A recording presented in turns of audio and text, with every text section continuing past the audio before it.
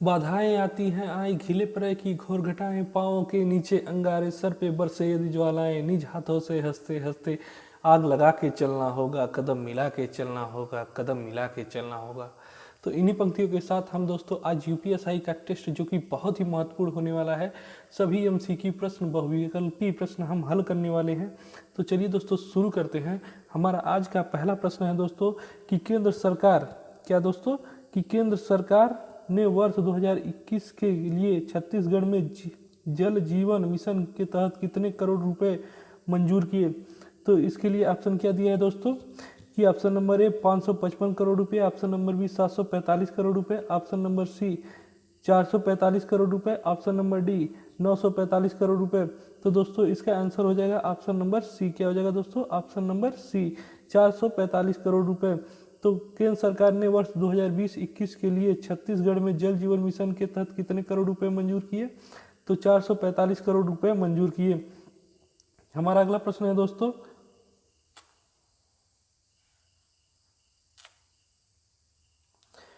कोई व्यक्ति भारतीय नागरिक नहीं होगा। क्या दोस्तों? कि कोई व्यक्ति भारतीय नागरिक नहीं होगा यदि वह, क्या दोस्तों, ऑप्शन नंबर ए विदेश में 5 वर्ष से अधिक रहा हो, ऑप्शन नंबर बी विदेश न्यायालय द्वारा दंडित किया गया हो, ऑप्शन नंबर सी स्वेच्छा से दूसरे देश को नागरिकता ग्रहण कर चुका हो, या ऑप्शन नंबर डी दूसरे देश में रोजगार स्वीकार कर चुका हो। तो दोस्तों इसका आंसर हो जाएगा ऑप्शन नंबर सी। क्या हो जाएगा दोस्तों? ऑप्शन नंबर सी, स्वेच्छा से दूसरे देश की नागरिकता ग्रहण कर चुका हो। कोई व्यक्ति भारत का नागरिक कब नहीं होगा दोस्तों? यदि वह स्वेच्छा से दूसरे देश की नागरिकता ग्रहण कर चुका हो। हमारा अगला प्रश्न है दोस्तों, मिथ्या साक्ष्य देना अपराध परिभाषित किया गया है। मिथ्या साक्ष्य देना अपराध परिभाषित किया गया है भारतीय दंड संहिता की ऑप्शन नंबर ए धारा 192 में, ऑप्शन बी धारा 191 में, ऑप्शन नंबर सी धारा 182 में, ऑप्शन नंबर डी धारा 181 में। तो दोस्तों इसका आंसर हो जाएगा ऑप्शन नंबर बी। क्या हो जाएगा दोस्तों? ऑप्शन नंबर बी धारा 191 में मिथ्या साक्ष्य देना का अपराध परिभाषित किया गया है। कहाँ दोस्तों? धारा 191 में। हमारा अगला प्रश्न है दोस्तों, देश बंधु की उपाधि संबंधित है option A B R Ambedkar से, option number B Chittaranjan Das से, option number C Bipin Chandra Pal से, option number D Rabindranath Tagore से। तो दोस्तों इसका आंसर हो जाएगा ऑप्शन नंबर बी। क्या हो जाएगा दोस्तों? Option number B Chittaranjan Das से देश बंधु की उपाधि किससे संबंधित है? तो चित्तरंजन दास से है। हमारा अगला प्रश्न है दोस्तों, भारतीय संघवाद निकट है। भारतीय संघवाद, क्या दोस्तों, भारतीय संघवाद निकट है? ऑप्शन नंबर ए नाइजीरिया के, ऑप्शन नंबर बी ऑस्ट्रेलिया के, ऑप्शन नंबर सी कनाडा के, ऑप्शन नंबर डी यूएसए के। तो दोस्तों इसका आंसर हो जाएगा ऑप्शन नंबर सी। क्या हो जाएगा दोस्तों? ऑप्शन नंबर सी कनाडा के। भारतीय संघवाद निकट है किसके? कनाडा के। यानी कि संघवाद कहाँ से लिया गया है? तो कनाडा के संविधान से लिया गया है। हमारा अगला प्रश्न है दोस्तों, हत्या किस धारा में दंडनीय होगी? ऑप्शन नंबर ए धारा 299 में, ऑप्शन नंबर बी धारा 300 में, ऑप्शन नंबर सी धारा 301 में, ऑप्शन नंबर डी धारा 302 में। तो दोस्तों इसका आंसर हो जाएगा ऑप्शन नंबर डी धारा 302 में। हत्या किस धारा में से दंड नहीं होगी?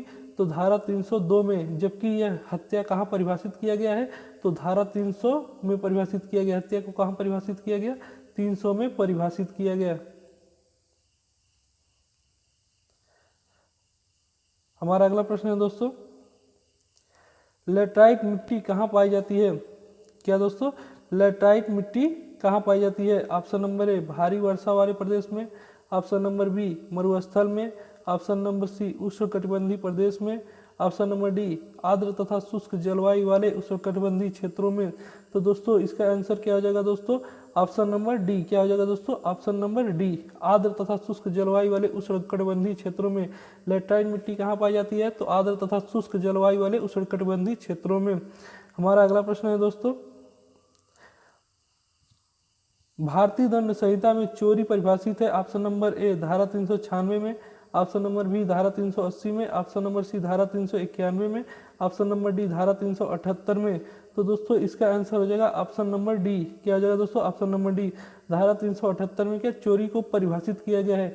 जबकि भारतीय दंड संहिता की धारा 380 में क्या चोरी के लिए दंड दिया गया? क्या दिया गया? दंड दिया गया है। हमारा अगला प्रश्न है दोस्तों, मूल अधिकार भारतीय संविधान के किस भाग में स्थापित है? ऑप्शन नंबर ए भाग 4 में, ऑप्शन नंबर बी भाग 5 में, ऑप्शन नंबर सी भाग 2 में, ऑप्शन नंबर डी भाग 3 में। तो दोस्तों इसका आंसर हो जाएगा ऑप्शन नंबर डी। क्या हो जाएगा दोस्तों? ऑप्शन नंबर डी भाग 3 में। मूल अधिकार भारतीय दंड के किस भाग में स्थापित है? तो भाग 3 में, जो कि 12 जबकि भाग 2 में नागरिकता, और भाग 4 में क्या है? राज्य के नीति निषेध तत्व। भाग 4 में क्या है? राज्य के नीति निषेध तत्व। 2 में क्या है? नागरिकता। हमारा अगला प्रश्न है दोस्तों, अधीक्षक द्वारा निर्मित विशेष रूप से अधिकृत किए जाने पर दंड प्रक्रिया संहिता की धारा 174 के अधीन मृत्यु समीक्षा की जाती है। ऑप्शन ए थाने के प्रधान मुहर्री लेखक के द्वारा, या ऑप्शन बी उप निरीक्षक द्वारा, या ऑप्शन सी क्षेत्र निरीक्षक द्वारा, या ऑप्शन डी उपयुक्त में से किसी के द्वारा नहीं। तो दोस्तों इसका आंसर हो जाएगा ऑप्शन नंबर ए। क्या हो जाएगा? ऑप्शन नंबर ए थाने के प्रधान मुहर्री लेखक के द्वारा। किसके द्वारा? थाने के प्रधान मुहर्री लेखक के द्वारा। दंड प्रक्रिया संहिता की धारा 174 के अधीन मृत्यु की समीक्षा कौन करता है? तो थाने के प्रधान मुहर्री लेखक के द्वारा। हमारा अगला प्रश्न है दोस्तों, भारतीय क्रिकेट कंट्रोल बोर्ड बीसीसीआई में वर्ष 2020 के राजीव गांधी खेल रत्न पुरस्कार के लिए किस सलामी बल्लेबाज को नामांकित किया गया है? Option A Rohit Sharma. क्या दोस्तों? Option A Rohit Sharma, option B Ishant Sharma, option C Shikhar Dhawan, option number D Shreyas Iyer. तो दोस्तों इसका आंसर क्या हो जाएगा दोस्तों? Option number A. क्या हो जाएगा? Option number A Rohit Sharma. भारतीय क्रिकेट बोर्ड बीसीसीआई ने वर्ष 2020 के राजीव गांधी खेल रत्न पुरस्कार के लिए किस सलामी बल्लेबाज को नामांकित किया? तो रोहित शर्मा को क्या किया गया है? तो राजीव गांधी खेल रत्न पुरस्कार के लिए नामांकित किया गया है। हमारा अगला प्रश्न है दोस्तों, भारत का उपराष्ट्रपति होता है ऑप्शन ए लोकसभा का अध्यक्ष, ऑप्शन बी राज्यसभा का पदेनाध्यक्ष, ऑप्शन नंबर सी राष्ट्राध्यक्ष, ऑप्शन डी शासनाध्यक्ष। तो दोस्तों इसका आंसर हो जाएगा ऑप्शन नंबर बी। क्या हो जाएगा? भारत का उपराष्ट्रपति क्या होता है? राज्यसभा का पदेनाध्यक्ष होता है। हमारा अगला प्रश्न है दोस्तों, जमानती अपराध कौन से है? ऑप्शन ए सभी प्रकार जो सत्र न्यायालय द्वारा विचारणीय नहीं है, ऑप्शन बी सभी असंज्ञेय अपराध के प्रकरण, ऑप्शन सी सभी समन विचारण के प्रकरण, ऑप्शन डी दंड प्रक्रिया संहिता की प्रथम सूची में जिनमें जमानती अपराध का उल्लेख किया गया है। तो दोस्तों इसका क्या आंसर हो जाएगा? Option number D. क्या हो जाएगा? Option number D. जमानती अपराध कौन से है? तो दंड प्रक्रिया संहिता की प्रथम अनुसूची में जिसमें जमानती अपराध का उल्लेख किया गया है। हमारा अगला प्रश्न है दोस्तों, भारत के नियंत्रक महालेखा परीक्षक की नियुक्ति कौन करता है? ऑप्शन ए प्रधानमंत्री, ऑप्शन नंबर बी राष्ट्रपति, ऑप्शन नंबर सी वित्त मंत्री, ऑप्शन नंबर डी लोकसभा अध्यक्ष। तो दोस्तों इसका आंसर हो जाएगा ऑप्शन नंबर बी। क्या हो जाएगा? Option number B. भारत के नियंत्रक महालेखा परीक्षक की नियुक्ति कौन करता है? तो राष्ट्रपति करता है, जो कि अनुच्छेद 148 में है। ये कहाँ है? अनुच्छेद 148 में। हमारा अगला प्रश्न है दोस्तों, कौन सा विटामिन हमारे शरीर में सबसे अधिक तीव्रता से बनता है? Option A vitamin A, option B vitamin B, option C vitamin C, option D vitamin D. तो दोस्तों इसका आंसर हो जाएगा option number D vitamin D. कौन सा विटामिन हमारे शरीर में सबसे अधिक तीव्रता से बनता है? तो विटामिन डी बनता है। हमारा अगला प्रश्न है दोस्तों,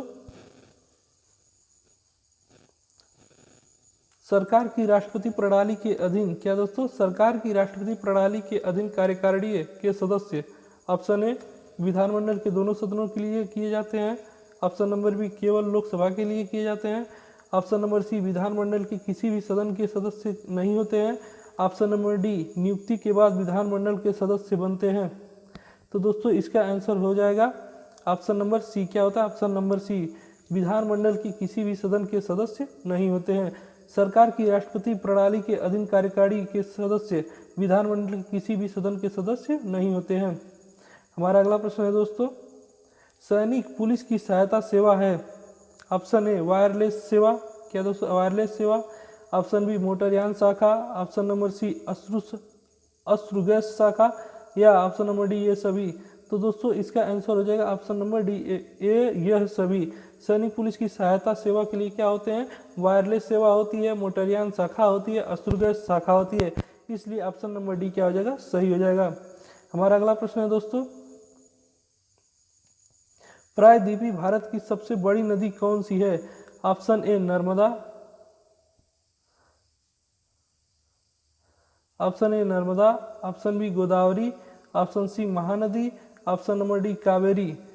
तो दोस्तों इसका आंसर हो जाएगा ऑप्शन नंबर बी। क्या हो जाएगा? Option number B. प्रायद्वीप भारत की सबसे बड़ी नदी कौन सी है? तो ऑप्शन नंबर बी गोदावरी नदी है। हमारा अगला प्रश्न है दोस्तों,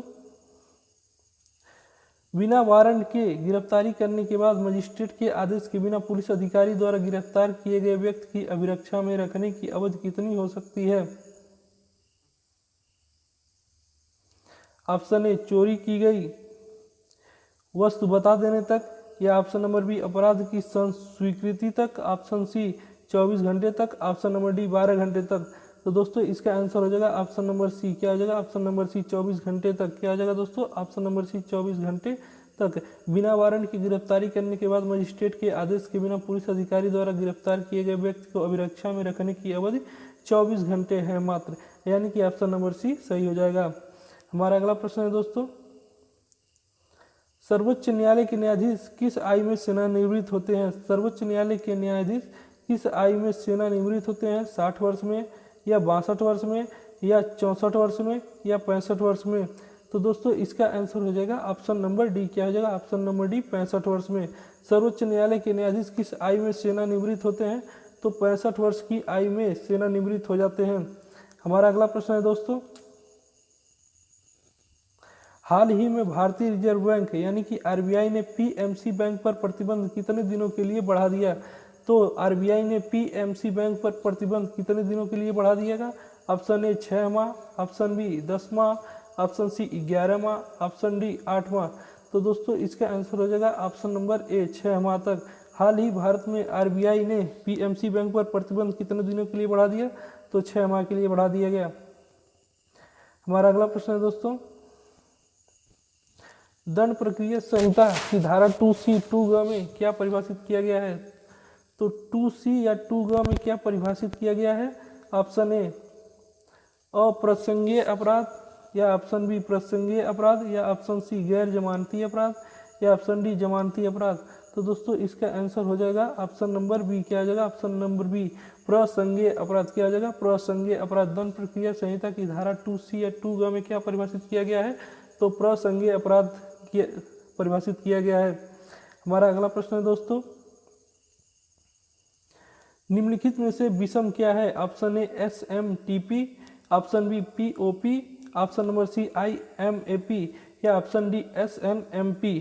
तो दोस्तों इसका आंसर हो जाएगा ऑप्शन नंबर डी SNMP। निम्नलिखित में से विषम क्या है? तो SNMP है। कौन सा विषम है दोस्तों? तो SNMP है। जबकि SMTP, POP और IMAP क्या है? ये सभी समान है, लेकिन SNMP क्या है? ये विषम है। हमारा अगला प्रश्न है दोस्तों, निम्नलिखित में से कौन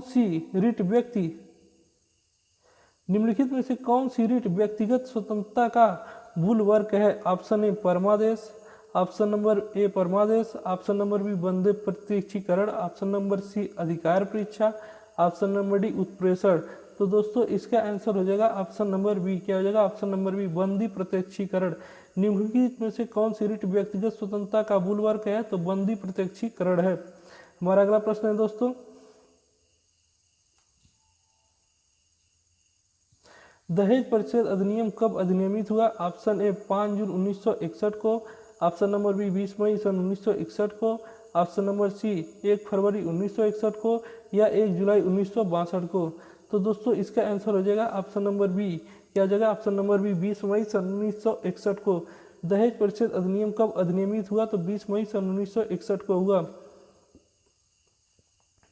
हमारा अगला प्रश्न है दोस्तों, जूडो में सर्वोच्च उपाधि क्या है? तो जूडो में सर्वोच्च उपाधि क्या है? ऑप्शन ए 12वां dan, option B PC belt, option number C 10वां डैन, या ऑप्शन नंबर डी काली बेल्ट। तो दोस्तों इसका आंसर हो जाएगा ऑप्शन नंबर सी 10वां डैन। जूडो में सर्वोच्च उपाधि क्या है? तो 10वां डैन है। हमारा अगला प्रश्न है दोस्तों, सरकार की निम्नलिखित प्रणालियों में से किसमें द्विसदन पद्धति एक अनिवार्य लक्षण है? ऑप्शन ए संसदीय प्रणाली, ऑप्शन बी राष्ट्रपति प्रणाली, ऑप्शन सी संघीय प्रणाली, ऑप्शन डी एकात्मक प्रणाली। तो दोस्तों इसका आंसर हो जाएगा ऑप्शन नंबर सी संघीय प्रणाली। सरकार की निम्नलिखित प्रणालियों में से किसमें द्विसदन पद्धति एवं अनिवार्य लक्षण है? तो संघीय प्रणाली में। हमारा अगला प्रश्न है दोस्तों, फरार अपराधी वर्णित है। तो फरार अपराधी वर्णित का है ऑप्शन ए पैरा 215 से 222 तक, या ऑप्शन बी पैरा 222 से 226 तक, या ऑप्शन सी 215 से 221 तक, या ऑप्शन नंबर डी 115 से 122 तक। तो दोस्तों इसका आंसर हो जाएगा, क्या हो जाएगा दोस्तों, 68 का आंसर क्या हो जाएगा, ऑप्शन नंबर ए धारा 215 से 222 तक। फरार अपराधी वर्णित है कहाँ तक, पैरा 215 से 222 तक। हमारा अगला प्रश्न है दोस्तों, किशोर न्याय बालकों की देखरेख और संरक्षण अधिनियम 2015। किशोर न्याय बालकों की देखरेख और संरक्षण अधिनियम 2015 कब अधिनियमित हुआ? ऑप्शन ए 1 मार्च 2015 को, 31 दिसंबर सन 2015 को, 30 जनवरी 2015 को, 1 अप्रैल 2015 को। तो दोस्तों इसका आंसर हो जाएगा ऑप्शन नंबर बी, क्या हो जाएगा, ऑप्शन नंबर बी 31 दिसंबर सन 2015 को। किशोर न्याय अधिनियम 2015 कब अधिनियमित हुआ? तो 31 दिसंबर सन 2015 को। हमारा अगला प्रश्न है दोस्तों, नागरिकों और विदेशी नागरिकों दोनों को प्राप्त है ऑप्शन ए राजनीतिक अधिकार, ऑप्शन बी मौलिक अधिकार, ऑप्शन सी सिविल अधिकार, ऑप्शन डी विधिक अधिकार। तो दोस्तों इसका आंसर हो जाएगा ऑप्शन नंबर डी विधिक अधिकार। विधिक अधिकार एक ऐसा अधिकार है जो स्वदेशी और विदेशी नागरिकों दोनों को प्रदान है, जबकि सिविल मौलिक और राजनीतिक अधिकार ये विदेशियों को नहीं प्रदान किए गए हैं। हमारा अगला प्रश्न है दोस्तों, अंतर्राष्ट्रीय योग दिवस निम्न में से किस दिन मनाया जाता है? ऑप्शन ए 10 जून को, ऑप्शन बी 15 मार्च को, ऑप्शन नंबर सी 21 जून को, या ऑप्शन नंबर डी 12 अप्रैल को। तो दोस्तों इसका आंसर हो जाएगा ऑप्शन नंबर सी 21 जून को। अंतर्राष्ट्रीय योग दिवस निम्न में से किस दिन मनाया जाता है? तो ऑप्शन नंबर सी 21 जून को। हमारा अगला प्रश्न है दोस्तों, भारत के पूर्व राष्ट्रपति, क्या दोस्तों, भारत के पूर्व राष्ट्रपति एपीजे अब्दुल कलाम किस पुस्तक के लेखक हैं? Option number A the wings of fire and ignited minds, या option number B the algebra of infinite justice, या option number C 4 fires and death of fire, या ऑप्शन डी उपयुक्त में से कोई नहीं। तो दोस्तों इसका आंसर हो जाएगा ऑप्शन नंबर ए, क्या हो जाएगा, option number A the wings of fire and ignited minds. Bharat के पूर्व राष्ट्रपति एपीजे अब्दुल कलाम किस पुस्तक के लेखक हैं? तो the wings of fire and ignited minds के। हमारा अगला प्रश्न है दोस्तों,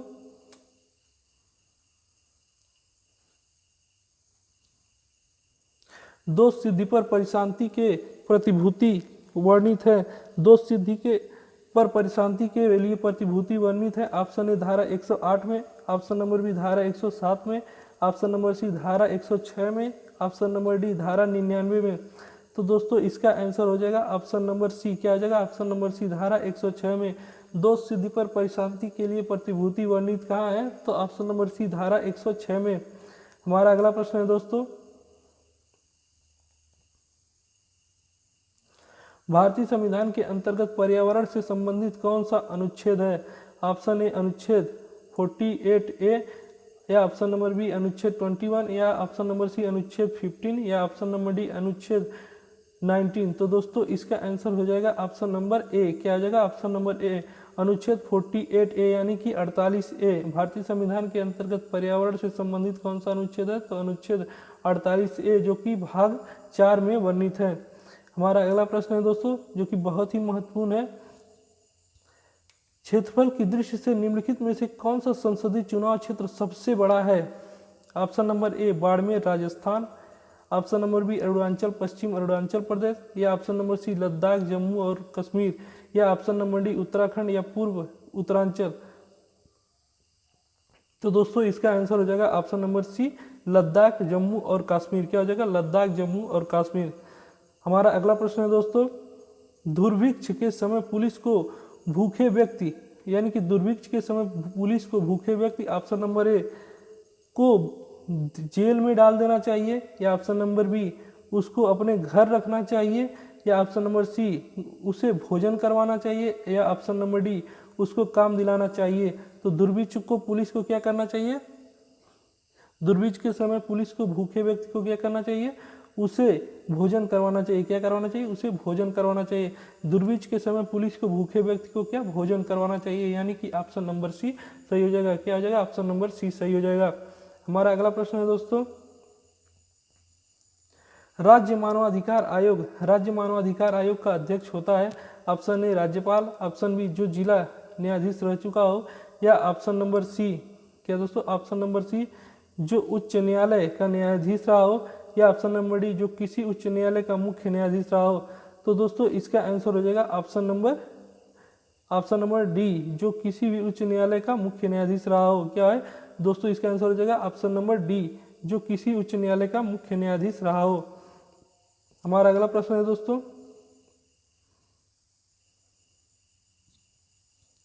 नागरिकता प्राप्त करने के लिए शर्तें निर्धारित करने वाला सक्षम निकाय कौन सा है? ऑप्शन ए चुनाव आयोग, या ऑप्शन नंबर बी राष्ट्रपति, या ऑप्शन नंबर सी संसद, या ऑप्शन नंबर डी संसद और विधानसभाएं। तो दोस्तों इसका आंसर हो जाएगा ऑप्शन नंबर सी संसद। क्या हो जाएगा दोस्तों? ऑप्शन नंबर सी संसद। नागरिकता प्राप्त करने के लिए शर्तें निर्धारित करने वाला सक्षम निकाय कौन सा है? तो ऑप्शन नंबर सी संसद। क्या हो जाएगा? ऑप्शन नंबर सी संसद हो जाएगा दोस्तों। हमारा अगला प्रश्न है दोस्तों, सूचना का अधिकार अधिनियम 2005 का उद्देश्य क्या है? ऑप्शन ए सूचना की पहुंच अधिक पर प्रभावी हो, या ऑप्शन बी नागरिकों को सामान्य हितों, निजी हित अथवा सार्वजनिक हित से जुड़े मानकों में सूचना प्राप्त हो, या ऑप्शन नंबर सी सूचना की पहुंच आसान और विशद हो, या ऑप्शन नंबर डी उपयुक्त सभी। तो दोस्तों इसका आंसर हो जाएगा ऑप्शन नंबर डी उपयुक्त सभी। क्या हो जाएगा दोस्तों? ऑप्शन नंबर डी उपयुक्त सभी। हमारा अगला प्रश्न है जो कि इस टेस्ट का सबसे लास्ट यानी कि यूपीएसआई का सबसे अंतिम प्रश्न है। तो चलिए दोस्तों आप लोग इस प्रश्न का आंसर कमेंट सेक्शन में जरूर दीजिएगा, और मैं इस प्रश्न का जवाब अगले प्रैक्टिस सेट में बताऊंगा। तो हमारा प्रश्न क्या है? राष्ट्रपति और उपराष्ट्रपति से संबंधित यानी कि राष्ट्रपति और उपराष्ट्रपति से संबंधित चुनाव विवादों का समझौता करने का अधिकार उच्चतम न्यायालय को है। यह उसका क्या है? ऑप्शन ए मौलिक अधिकार है, या ऑप्शन नंबर बी पुनर्विधिक अधिकार है, या ऑप्शन नंबर सी परामर्श दात्री अधिकार है, या ऑप्शन नंबर डी बहुमुखी अधिकार है। तो दोस्तों इसका आंसर आप कमेंट सेक्शन में जरूर दीजिएगा। मैं आपके कमेंट सेक्शन में इसके प्रश्न का आंसर का इंतजार करूंगा।